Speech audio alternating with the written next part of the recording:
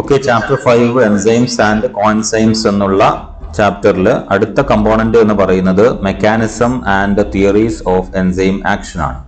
Okay, ഇതിൽ നമ്മൾ enzyme കാറ്റലൈസിസ് mechanism ഒരു 4 തിയറി വെച്ച് അനലൈസ് ചെയ്യാണ് ചെയ്യുന്നത്. So we can see that there are 4 theories which can explain the mechanism of enzyme action. The first one is the lowering of activation energy, second one is the Michaelis-Menten theory, and third one is the lock and key hypothesis or theory, or otherwise known as Fisher's template theory, and then the fourth one is the induced fit theory. Okay, ഇവിടെ lock and key എന്നുള്ളത് എഴുതാൻ വിട്ടുപോയിട്ടുണ്ട്. അപ്പോൾ നിങ്ങൾ ഞാൻ എഴുതി വെച്ചത് ശ്രദ്ധിക്കുക, lock and key theory. അപ്പൊ ഇതിൽ ഒന്നാമത്തേത് എന്ന് പറയുന്നത് ലോവറിംഗ് ഓഫ് ആക്ടിവേഷൻ എനർജിയാണ്. നമുക്കറിയാം ഒരു എൻസൈം എന്ന് പറയുന്നത് ബയോ കാറ്റലിസ്റ്റ് ആണ്, അല്ലെ? കാറ്റലിസ്റ്റ്. എന്തിനാ കാറ്റലിസ്റ്റ് എന്ന് പറയുന്നത്? Anything which speed up the reaction, അതിനെയാണ് നമ്മൾ കാറ്റലിസ്റ്റ് എന്ന് പറയുന്നത്. Okay, anything which speed up the chemical reaction is known as the catalyst. Bio catalyst എന്ന് പറയുന്നത് ബയോ മോളിക്യൂൾ ആയിരിക്കും അത് എന്നുള്ളതാണ്. സോ ബയോ കാറ്റലിസ്റ്റ് ആണ് എൻസൈം എന്ന് പറയുന്നത്. So it speed up the chemical reaction.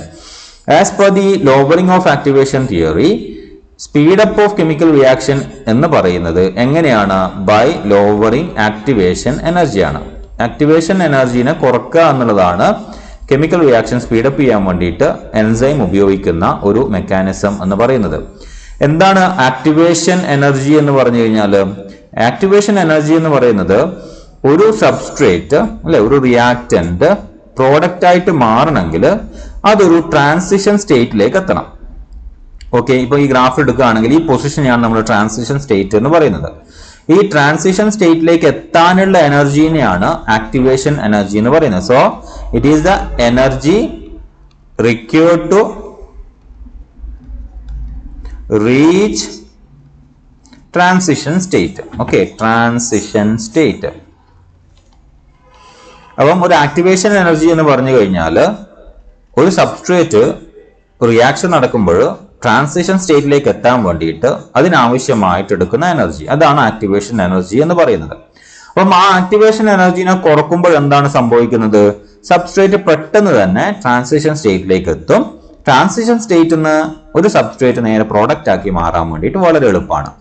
അപ്പൊ അങ്ങനെയാണ് കെമിക്കൽ റിയാക്ഷൻ സ്പീഡപ്പ് ചെയ്യുന്നത്. കാറ്റലിസ്റ്റിന്റെ ആബ്സെൻസിൽ ഈ ഒരു എനർജി റിക്വയർമെന്റ് എന്ന് പറയുന്നത് വളരെ ഹൈ ആയിരിക്കും. സ്വാഭാവികമായിട്ടും സബ്സ്ട്രേറ്റ് ട്രാൻസിഷനിലേക്ക് എത്താൻ വേണ്ടിയിട്ട് ഒരുപാട് സമയം എടുക്കും. ഓക്കെ, ഇവിടെ നിന്ന് ഇങ്ങോട്ട് എത്താൻ വേണ്ടിയിട്ട് ഒരുപാട് സമയം എടുക്കും. ഈ ടൈം കൺസ്യൂമിംഗ് പ്രോസസ് ആയിരിക്കും റേറ്റ് ഓഫ് റിയാക്ഷൻ കുറക്കുന്നത്. അതേസമയം ആക്ടിവേഷൻ എനർജി കുറച്ചു കഴിഞ്ഞാൽ എന്താ സംഭവിക്കുന്നത്? പെട്ടെന്ന് തന്നെ സബ്സ്ട്രേറ്റ് ട്രാൻസിഷൻ സ്റ്റേറ്റിലേക്ക് എത്തും. അപ്പൊ സ്വാഭാവികമായിട്ടും അതിനെ പെട്ടെന്ന് കൺവേർട്ട് ചെയ്ത് പ്രോഡക്റ്റ് ആക്കി മാറ്റാൻ വേണ്ടി പറ്റും. അപ്പം ഈ ഒരു മെക്കാനിസം എക്സ്പ്ലെയിൻ ചെയ്യുന്നതാണ് ലോവറിംഗ് ഓഫ് ആക്ടിവേഷൻ തിയറി എന്ന് പറയുന്നത്. ക്ലിയർ ആണല്ലോ? Activation energy theory. So A chemical reaction occurs when a certain proportion of the substrate molecules are activated from the ground state to transition state, in which there is a very high chance that chemical bond will be formed or broken to form a product. So this energy is known as the activation energy. So എന്താണ് activation energy? ഒന്നുകൂടെ define ചെയ്ത്, the energy required to reach transition state by a substrate. Clear ആണല്ലോ? So the main function of an enzyme of the reaction is to decrease the energy of activation. ഈ graph വളരെ important ആണ്. Activation energy എന്താണെന്ന് ചോദിച്ചു കഴിഞ്ഞാൽ definitely ഈ graph നിങ്ങൾ വരക്കണം. അതുപോലെ എങ്ങനെയാണ് മെക്കാനിസം ഓഫ് എൻസൈം ആക്ഷൻ എന്ന് എക്സ്പ്ലെയിൻ ചെയ്യാൻ വേണ്ടിയിട്ടും ഈ ഗ്രാഫ് നിർബന്ധമായിട്ടും വരക്കണം. സോ ഗിബ്സ് ഫ്രീ എനർജി ആണ് ഈ ഒരു ഗ്രാഫിലുള്ളത്. ഈ ഫ്രീ എനർജി ഗ്രാഫ് എടുക്കുകയാണെങ്കിൽ ഏതൊരു പ്രോഡക്റ്റ്, ഏതൊരു സബ്സ്ട്രേറ്റ് ആണെങ്കിലും എന്തൊരു മോളിക്യൂൾ ആണെങ്കിലും ഡെഫിനറ്റ്ലി അതിനൊരു ഫ്രീ എനർജി ഉണ്ടാവും. ഓക്കെ, ആ ഒരു ഫ്രീ എനർജിയിൽ നിന്നും കുറച്ചും കൂടെ കൂടുതലായിരിക്കും ട്രാൻസിഷൻ സ്റ്റേറ്റിന്റെ ഫ്രീ എനർജി എന്ന് പറയുന്നത്. ഓക്കെ, ഒരു എൻസൈമിന്റെ പ്രസൻസിൽ എന്താ സംഭവിക്കുന്നത്? ഈ ഒരു ട്രാൻസിഷൻ സ്റ്റേറ്റിലേക്ക് എത്താനുള്ള എനർജി വളരെ കുറവേ ആവശ്യമുള്ളൂ. എന്ന് വെച്ചാൽ കുറച്ച് ഫ്രീ എനർജി കൊടുത്താൽ തന്നെ ഈ ട്രാൻസിഷൻ സ്റ്റേറ്റിലേക്ക് സബ്സ്ട്രേറ്റ് എത്തും. ആക്ച്വലി എന്താ അവിടെ സംഭവിക്കുന്നത്? ആ എനർജി, ഈ ഡിഫറൻസ് കാണുന്ന എനർജി ഉണ്ടല്ലോ, ഈ എനർജി കൊടുക്കുന്നത് ആക്ച്വലി എൻസൈം ആണ്. അപ്പൊ എൻസൈം ആ എനർജി പ്രൊവൈഡ് ചെയ്തുകൊണ്ട് പെട്ടെന്ന് തന്നെ റിയാക്ടൻസ് അല്ലെങ്കിൽ സബ്സ്ട്രേറ്റ് ആക്ടിവേഷൻ സ്റ്റേറ്റിലേക്ക് എത്തുകയും എന്ന് വെച്ചാൽ ട്രാൻസിഷൻ സ്റ്റേറ്റിലേക്ക് എത്തുകയും അവിടെ നിന്ന് നേരെ പ്രോഡക്റ്റ് ആയിട്ട് മാറുകയും ചെയ്യുന്നു. സോ ഈ ഒരു എനർജി എന്ന് പറയുന്നത് it is activation energy required by the reactants during the presence or within the presence of an enzyme. ഇതെന്ന് പറയുന്നത് in the absence of enzyme ആണ്. Okay, presence of enzyme, then absence of enzyme ആണ് അടുത്തത്. One second.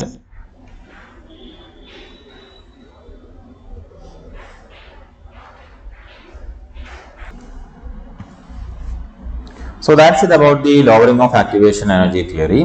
Now we can move to the next one, the Maclise-Menten theory. Maclise-Menten's theory prakaram is actually proposed by Leonard Maclise and Maud Menten in 1913. Okay, so they put forward this Maclise-Menten theory. From ഇതിന്റെ തിയറിന്റെ ഒരു അകക്കാമ്പ് എന്ന് പറയുന്നത് enzyme substrate complex formation ആണ്. Okay, so അതുകൊണ്ട് തന്നെ ഇതിനെ enzyme substrate complex theory എന്നും വിളിക്കും.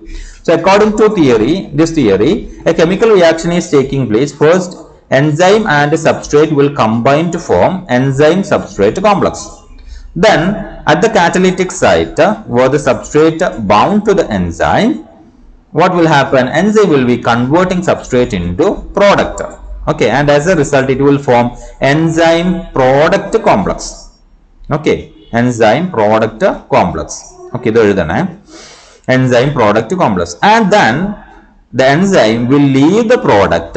As a result, it become enzyme and product. That means product will be released out and enzyme will be again participating in the next cycle of chemical reaction. Okay, അപ്പോൾ ഇവിടെ നിങ്ങൾ ഈ ഒരു EP complex എന്നുള്ളത് enzyme product complex എന്നുള്ളത് mention ചെയ്യാൻ വേണ്ടിയിട്ട് ഓർക്കണം, മറന്നു പോകരുത്. ഇവിടെ ഒരു മിസ്സിംഗ് ആണ്. ഓക്കെ, മറന്നു പോകരുത്, എൻസൈം പ്രോഡക്റ്റ് കോംപ്ലക്സ്. അപ്പൊ എൻസൈം സബ്സ്ട്രേറ്റുമായിട്ട് കമ്പൈൻ ചെയ്യുന്നു. അതിനുശേഷം എന്ത് സംഭവിക്കുന്നു?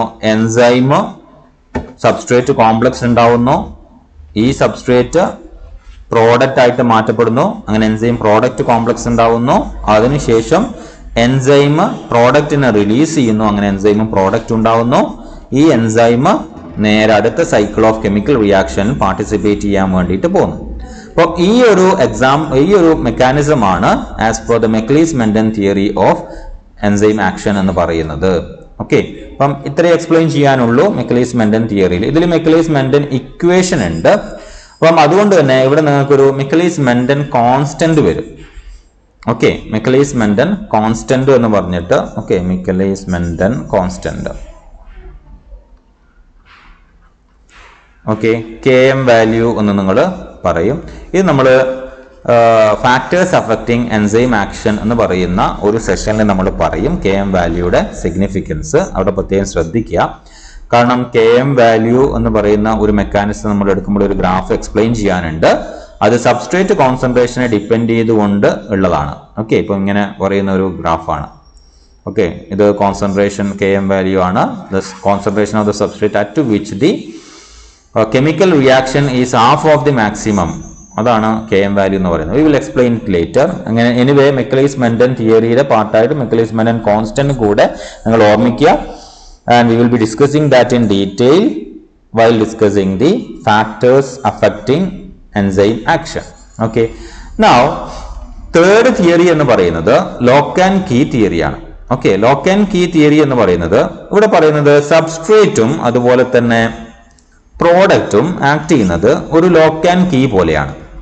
ഇതിൽ സബ്സ്ട്രേറ്റും പ്രോഡക്റ്റും അല്ല, എൻസൈമും സബ്സ്ട്രേറ്റും ആക്ട് ചെയ്യുന്നത് ഒരു ലോക്കും കീയും പോലെയാണ്. എന്ന് വെച്ച് കഴിഞ്ഞാൽ enzyme will be acting as the lock and substrate will be acting as the key. അപ്പം ഒരു കീ വെച്ചിട്ട് മാത്രമേ ഒരു താക്കോലിട്ടിട്ട് അല്ലെ ഒരു പൂട്ട് തുറക്കാൻ വേണ്ടിയിട്ട് പറ്റുള്ളൂ. സോ ഒരു കീ ഉപയോഗിച്ച് മാത്രമേ നമ്മൾക്ക് എന്ത് ചെയ്യാൻ പറ്റുള്ളൂ? ഒരു ലോക്ക് തുറക്കാൻ വേണ്ടിയിട്ട് പറ്റുള്ളൂ. കള്ളത്തരല്ല പറയുന്ന, ഒറിജിനലി. ഓക്കെ, അപ്പൊ അങ്ങനെയുള്ള ഹൈലി സ്പെസിഫിക് ആണ് ഒരു പെർട്ടിക്കുലർ ലോക്കിന് ഒരു പെർട്ടിക്കുലർ കീ മാത്രം. ഓക്കെ, ഹൈലി സ്പെസിഫിക് ആണ്. അതുപോലെയാണ് എൻസൈമും സബ്സ്ട്രേറ്റും എന്ന് പറയുന്നത്. ഒരു എൻസൈമിന് ആക്ട് ചെയ്യാൻ പറ്റുന്നത് ഒരു പെർട്ടിക്കുലർ സബ്സ്ട്രേറ്റിൽ മാത്രമായിരിക്കും. എന്ന് വെച്ച് കഴിഞ്ഞാൽ ഒരു പെർട്ടിക്കുലർ സബ്സ്ട്രേറ്റ് മാത്രമേ എൻസൈമിന്റെ ആക്റ്റീവ് സൈറ്റിൽ ബൈൻഡ് ചെയ്യാൻ വേണ്ടിയിട്ട് പറ്റുള്ളൂ. എങ്ങനെ? ലോക്ക്. ഓക്കെ, ഒരു പെർട്ടിക്കുലർ കീനെ മാത്രമേ ആക്സെപ്റ്റ് ചെയ്യുള്ളൂ. കാരണം ഈ കീ പോയിട്ട് അവിടെ ടച്ച് ചെയ്യുന്ന റീജിയൻ ആണ് ആക്റ്റീവ് സൈറ്റ് എന്ന് പറയുന്നത്. ആ ആക്റ്റീവ് സൈറ്റിലേക്ക് ഈ കീ മാത്രം ഉപയോഗിച്ചാൽ മാത്രമേ ആക്റ്റീവ് ആവുള്ളൂ. ക്ലിയർ ആണല്ലോ? അതുപോലെ എൻസൈമിന്റെ ആക്റ്റീവ് സൈറ്റിലേക്ക് ബൈൻഡ് ചെയ്യാൻ വേണ്ടിയിട്ട് ഒരു സ്പെസിഫിക് സബ്സ്ട്രേറ്റിന് മാത്രമേ പറ്റുള്ളൂ, വേറെ ആർക്കും പറ്റില്ല. ഈ ഒരു മെക്കാനിസത്തിനെയാണ് നമ്മൾ ലോക്ക് ആൻഡ് കീ ഹൈപ്പോത്തസിസ് എന്ന് പറയുന്നത്. So here lock is nothing but the enzyme act as the lock and substrate act as the key. ഇപ്പൊ ഇവിടെ നോക്കുക, നിങ്ങൾ ഇതിന്റെ ഷേപ്പ് നോക്കിയേ അല്ലെ? ഇതിന്റെ ഷേപ്പിന് എക്സാക്ട്ലി കറസ്പോണ്ടിങ് ആയിട്ടുള്ള ഒരു ഷേപ്പ് ആയിരിക്കും ഇവിടെ ഉണ്ടാവുക, എൻസൈമിന്റെ ആക്റ്റീവ് സൈറ്റിൽ ഉണ്ടാവുക. അപ്പൊ അങ്ങനെ ഇത് വന്ന് ബൈൻഡ് ചെയ്യുമ്പോൾ it become enzyme substrate complex. ഇയാളല്ല വേറൊരാളാ വരുന്നതെങ്കിൽ, ഫോർ എക്സാമ്പിൾ ഞാനൊരു സബ്സ്ട്രേറ്റിനെ വിടുകയാണ്, അയാളുടെ ഷേപ്പ് ഇങ്ങനെയാണ്. ഓക്കെ, ഈ ഷേപ്പ് അല്ല, ഇങ്ങനെയാണ്. അപ്പൊ ഇയാൾ വന്നിട്ട് ഇവിടെ വന്നിട്ട് ബൈൻഡ് ചെയ്യാന്ന് വെച്ചാൽ നടക്കൂല. കാര്യം മനസ്സിലായല്ലോ? ഇയാൾ ഏതാണോ എക്സാക്ട് സബ്സ്ട്രേറ്റ് അത് ബൈൻഡ് ചെയ്താൽ മാത്രമേ എൻസൈം സബ്സ്ട്രേറ്റ് കോംപ്ലക്സും എൻസൈം പ്രോഡക്റ്റ് കോംപ്ലക്സും എൻസൈമും പ്രോഡക്റ്റും ഉണ്ടാവുള്ളൂ. അപ്പം ഈ ഒരു തിയറിനെയാണ് നമ്മൾ ലോക്ക് ആൻഡ് കീ തിയറി എന്ന് പറയുന്നത്. എന്റെ ഞാൻ എക്സ്പ്ലെയിൻ ചെയ്ത പാർട്ടാണ് ഇത്. നിങ്ങൾ നോട്ട്സ് എഴുതുമ്പോൾ ഇത് ഉപയോഗിച്ചാൽ മതി. അജയ്കുമാർ സാർ ടെസ്റ്റിന്റെ കണ്ടന്റ് ആണ് ഇത്. പ്രപ്പോസ് ചെയ്ത ആള് എമിൽ ഫിഷർ ആണ്. Okay, Emil Fischer. അതുകൊണ്ടാണ് ഫിഷർ എന്നുള്ള തിയറിന് പേര് വന്നത്. 1894. ഓക്കെ, മറന്നു പോകരുത്. So lock and key theory explained a rigid structure of the enzyme. എന്ന് വെച്ച് കഴിഞ്ഞാൽ എൻസൈം ഒരിക്കലും മാറില്ല. അതിന്റെ ഷേപ്പ് എന്ന് വെച്ച് കഴിഞ്ഞാൽ ഒരു ഇൻഡ്യൂസ്ഡ് ഫിറ്റ് അല്ല, മറിച്ച് റിജിഡ് ആണ്, ഫ്ലെക്സിബിളേ അല്ല. ഡൈനാമിക് ചേഞ്ചസ് എന്ന് പറയുന്നത് ഒരിക്കലും അതിനെ എക്സ്പ്ലെയിൻ ചെയ്യാൻ വേണ്ടിയിട്ട് പറ്റില്ല. അപ്പൊ ലോക്ക് ആൻഡ് കീ മിക്കവാറും എൻസൈംസിന്റെ കേസിൽ റിജക്റ്റഡ് ആണ്. പക്ഷേ ഇതേ മെക്കാനിസം ഫോളോ ചെയ്യുന്ന എൻസൈംസ് ഉണ്ട്. എന്ന് വെച്ച് കഴിഞ്ഞാൽ ഒരു സബ്സ്ട്രേറ്റിന്റെ മുകളിൽ മാത്രം ആക്ട് ചെയ്യാൻ പറ്റുന്ന എൻസൈംസ് ഉണ്ട്. ഓക്കെ, പക്ഷേ ഫ്ലെക്സിബിലിറ്റിനെ കുറിച്ച് കൃത്യമായിട്ടൊന്നും മെൻഷൻ ചെയ്യുന്നില്ല ലോക്ക് ആൻഡ് കീ ഹൈപ്പോത്തസിസ് എന്ന് പറയുന്നത്. അതുകൊണ്ട് തന്നെ ഇത് വെൽ ആക്സെപ്റ്റഡ് ആയിട്ടുള്ള ഒരു തിയറി അല്ല. അപ്പൊ നിങ്ങളോട് ചിലപ്പോൾ ലോക്ക് ആൻഡ് കീ ഹൈപ്പോത്തസിസിന്റെ ഡ്രോബാക്സ്, ഇൻഡ്യൂസ്ഡ് ഫിറ്റ് ഹൈപ്പോത്തസിസിന്റെ ഡ്രോബാക്സ് ചോദിച്ചു കഴിഞ്ഞാൽ നിങ്ങൾ എഴുതേണ്ടത് ഇതാണ്: എൻസൈമിന്റെ ഡൈനാമിക് സ്റ്റേറ്റ് അല്ലെങ്കിൽ ഫ്ലെക്സിബിലിറ്റിനെ കുറിച്ച് എക്സ്പ്ലെയിൻ ചെയ്യാൻ വേണ്ടിയിട്ട് ലോക്ക് ആൻഡ് കീ തിയറിക്ക് സാധിക്കുന്നില്ല എന്നുള്ളതാണ് അതിന്റെ ഒരു ഡ്രോബാക്ക് എന്ന് പറയുന്നത്. Now going to the induced fit theory. Induced fit theory പറയുന്ന വേറൊരു കൺസെപ്റ്റാണ്. അപ്പൊ നിങ്ങൾ എൻസൈമിന്റെ സ്ട്രക്ചർ, അതിന്റെ ആക്റ്റീവ് സൈറ്റിന്റെ ഷേപ്പ് ഇങ്ങനെയാണെന്ന് വിചാരിക്കാം. ആൻഡ് ഇതിന്റെ പ്രോഡക്റ്റിന്റെ ഷേപ്പ് ഇങ്ങനെയാണ്. ഓക്കെ, ഇപ്പൊ അത് ഏകദേശം ഒരേ ഷേപ്പ് ആയിപ്പോയി. ഡെഫിനറ്റ്ലി നമുക്കത് മായ്ക്കാം. പ്രോഡക്റ്റിന്റെ ഷേപ്പ് ഇങ്ങനെയാണുള്ളത്. ഇൻഡ്യൂസ്ഡ് ഫിറ്റ് തിയറി പ്രകാരം സബ്സ്ട്രേറ്റിന്റെ ഷേപ്പ്, ഇൻഡ്യൂസ്ഡ് ഫിറ്റ് തിയറി പ്രകാരം ഈ സബ്സ്ട്രേറ്റിന് ഈ പറയുന്ന ആക്റ്റീവ് സൈറ്റിലേക്ക് ബൈൻഡ് ചെയ്യാൻ വേണ്ടി പറ്റും. ലോക്ക് ആൻഡ് കീ പ്രകാരം ബൈൻഡ് ചെയ്യാൻ പറ്റൂല. പക്ഷേ ഇൻഡ്യൂസ്ഡ് ഫിറ്റ് പ്രകാരം ഇവിടെ വന്ന് ബൈൻഡ് ചെയ്യാൻ പറ്റും. ഇവിടെ വന്ന് ബൈൻഡ് ചെയ്യുമ്പോൾ എന്താ സംഭവിക്കുന്നത്? ഓക്കെ, ഫസ്റ്റ് ഇയാൾ വന്നിട്ട് ഈ എൻസൈമിന്റെ ഇതേ സ്ക്വയറിൽ വന്ന് ബൈൻഡ് ചെയ്യുന്നു. ഓക്കെ, ഇപ്പൊ വന്ന് ബൈൻഡ് ചെയ്യുന്നു, ഇങ്ങനെ നിൽക്കുന്നു. ഇങ്ങനെ ബൈൻഡ് ചെയ്തതിന് ശേഷം it will cause a dynamic or flexible changes in the enzyme. ഈ എൻസൈമിൽ എന്ത് ചെയ്യും? ഒരു ഫ്ലെക്സിബിൾ ചേഞ്ചസ് ഉണ്ടാക്കും. As a result the active site will tightens and substrate will be locked within the active site. അപ്പൊ എന്ന് വെച്ച് കഴിഞ്ഞാൽ എന്താ? നമ്മൾ നേരത്തെ കണ്ട അതേ അവസ്ഥയിലേക്ക് ഇതിന്റെ ഷേപ്പ് അങ്ങ് മാറും. നോക്കിയാൽ നിങ്ങൾ ഇതിന്റെ ഷേപ്പ് ഈ ഒരു കോലത്തിലേക്ക് മാറും. എന്നിട്ട് അവിടത്തേക്ക് എക്സാക്റ്റ് ആയിട്ട് ഈ സബ്സ്ട്രേറ്റ് ഫിക്സ് ആവും. ക്ലിയർ അല്ലേ? ഈ ഒരു മെക്കാനിസത്തിനെയാണ് എന്ത് വിളിക്കുന്നത്? ഇൻഡ്യൂസ്ഡ് ഫിറ്റ് തിയറി എന്ന് പറയുന്നത്. നമ്മൾ നേരത്തെ ലോക്ക് ആൻഡ് കീ ഹൈപ്പോത്തസിസിന്റെ ഡ്രോബാക്ക് ആയിട്ട് പറഞ്ഞത് എൻസൈമിന്റെ ഫ്ലെക്സിബിലിറ്റിനെ കുറിച്ച് ഡിസ്ക്രൈബ് ചെയ്യാൻ വേണ്ടിയിട്ട് പറ്റിയിട്ടില്ല എന്നതാണ്. പക്ഷെ ഇവിടെ എന്ത് ചെയ്യാം? ഈ ഇൻഡ്യൂസ്ഡ് ഫിറ്റ് തിയറി പ്രകാരം എൻസൈമിന്റെ കൃത്യമായിട്ട് എൻസൈമിന്റെ ഡൈനാമിക് സ്റ്റേറ്റ്, ഫ്ലെക്സിബിലിറ്റിനെ കുറിച്ച് എക്സ്പ്ലെയിൻ ചെയ്യുന്നുണ്ട് ഈ പറയുന്ന ഇൻഡ്യൂസ്ഡ് ഫിറ്റ് തിയറി. അതാണ് ഇതിന്റെ ഒരു അഡ്വാൻറ്റേജ് എന്ന് പറയുന്നത്, പോസിറ്റീവ് ആസ്പെക്ട് എന്ന് പറയുന്നത്. ഇനി ഇതേ സമയം ഹൈലി സ്പെസിഫിക് ആയിട്ടുള്ള ഒരു എൻസൈമിനെ സംബന്ധിച്ചിടത്തോളം ഒരു വെൽ എക്സ്പ്ലെയിൻഡ് തിയറി അല്ല ഇൻഡ്യൂസ്ഡ് ഫിറ്റ് തിയറി എന്ന് പറയുന്നത്. ഓക്കെ, ഹൈലി സ്പെസിഫിക് ആയിട്ടുള്ള അതിന്റെ റീസൺ ഞാൻ നേരത്തെ പറഞ്ഞു, കഴിഞ്ഞ ഇത് എടുക്കുമ്പോൾ പറഞ്ഞു, അത് ഓർക്കാം. ഓക്കെ, ക്ലിയർ ആണല്ലോ? അപ്പൊ ഇവിടെ എന്താണ്? എൻസൈം ബൈൻഡ് ചെയ്യുന്നതിന് മുമ്പ് ആക്റ്റീവ് സൈറ്റിന് ഷേപ്പ് എന്ന് പറയുന്നത് it's not a factor. enzyme substrate ആയിട്ട് ബൈൻഡ് ചെയ്യുന്നതിന് മുമ്പ് once substrate binds to the active site, it will undergo a three-dimensional change. It will undergo a dynamic change within the active site so that the substrate will exactly fit into the active site. അപ്പം അവിടെ എന്ത് ചെയ്യുന്നു? ഒരു folding നടക്കുന്നു. അങ്ങനെ substrate exact ആയിട്ട് fit ആവുന്നു. അപ്പൊ അതിനുശേഷമാണ് enzyme substrate complex then product will be released എന്ന് പറയുന്ന ഒരു മെക്കാനിസം നടക്കുന്നത്. ലോക്ക് ആൻഡ് കീ എന്തായിരുന്നു? എന്താണോ ആക്റ്റീവ് സൈറ്റ് അതേപോലെ ഷേപ്പുള്ള, അതിന് കറസ്പോണ്ടിങ് ആയിട്ട് ഷേപ്പുള്ള സബ്സ്ട്രേറ്റ് മാത്രമേ അവിടെ ബൈൻഡ് ചെയ്യാൻ പറ്റുള്ളൂ. എന്നാൽ മാത്രമേ എൻസൈം സബ്സ്ട്രേറ്റ് കോംപ്ലക്സ് ഉണ്ടാവുള്ളൂ. ഇതെങ്ങനെയാണ്? ഏത് സബ്സ്ട്രേറ്റിനും ഒന്ന് ബൈൻഡ് ചെയ്യാം. Then the active site will be undergoing a change so that the substrate will exactly fit into the active site. അതുവരെ ഫിറ്റ് ആയിരിക്കണം എന്നില്ല, പക്ഷേ ഈ ചേഞ്ചസ് വരുമ്പോഴാണ് ഫിറ്റ് ആവുന്നത്. And then the product will be formed.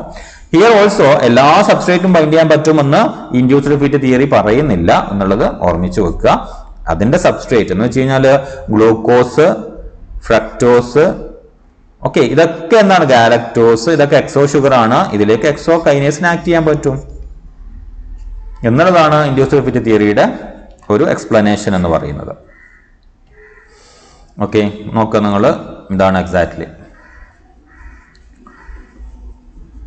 Now we have to move to the enzyme inhibition part.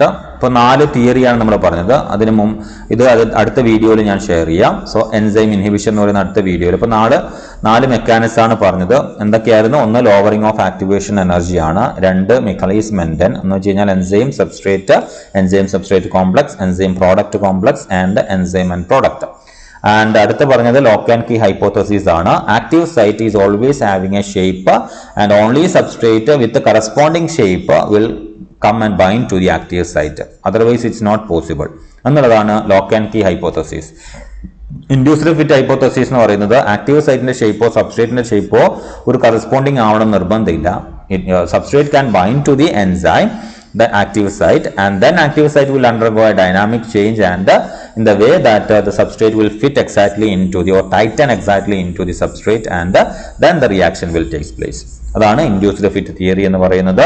So that's about the mechanism of enzyme action. അപ്പൊ നിങ്ങൾ mechanism of enzyme action 5 മാർക്കിന് ചോദിച്ചു കഴിഞ്ഞാൽ, അല്ലെങ്കിൽ enzyme എന്നുള്ളതിന്റെ 10 മാർക്കിന്റെ essay ചോദിച്ചു കഴിഞ്ഞാൽ ഡെഫിനറ്റ്ലി മെക്കാനിസം എഴുതണം.